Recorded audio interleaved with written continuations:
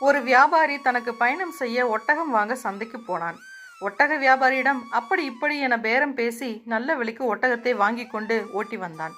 ஒட்டகம் வாங்கிய வியாபாரிக்கோ மகிழ்ச்சி. நயமான விலையில் நல்ல தரமான ஒட்டகம் கிடைத்தது என்று. வீட்டுக்கு வந்ததும் தன் வேலையாளை அழைத்து ஒட்டகத்தை கொட்டிலில் அடைக்க சொன்னான். அதற்கு முன்பாக ஒட்டகத்தின் மேலிருந்த சேணத்தை அவிழ்க்க முயற்சித்தான். அவனால் முடியவில்லை. தன் வேலையாளை அழைத்து ஒட்டகத்தின் சேணத்தை அவிழ்க்க சொன்னான்.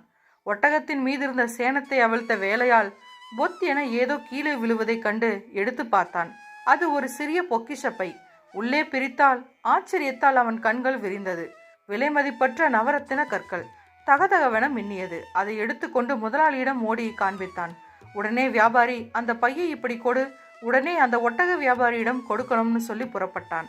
பணியாளோ, ஐயா, இது யாருக்கும் தெரிய போவதில்லை, இது இறைவனின் பரிசு, நீங்களே வைத்துக் கொண்டால் என்ன என வற்புறுத்தினான்.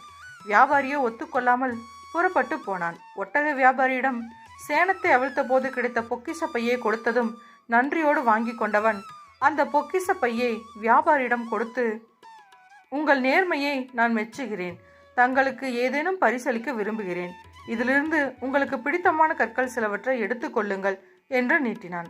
அதற்கு அந்த வியாபாரியோ சிரித்துக் கொண்டே, உங்களிடம் இந்த பொக்கிஷத்தை தரும் முன்பே 2 விலையுயர்ந்த ரத்தினங்களை நான் வைத்துக் கொண்டேன் என்றான். உடனே ஒட்டக வியாபாரியோ கற்களை எண்ணி பார்க்க எதுவுமே குறையவில்லை, சரியாக இருந்தது. அதை கண்டு குழம்பி போனான். உடனே அந்த வியாபாரி, நான் சொன்ன 2 ரத்தினங்கள் எனது நேர்மை, எனது சுயமரியாதை என்றான் கம்பீரமாக. நேர்மையாளனாக வாழ்வது பெரிய விஷயமல்ல.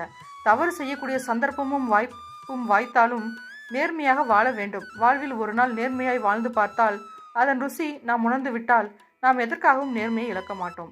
ஃப்ரெண்ட்ஸ், இந்த வீடியோக்கு லைக் பண்ணுங்கள், சப்ஸ்கிரைப் பண்ணுங்கள்.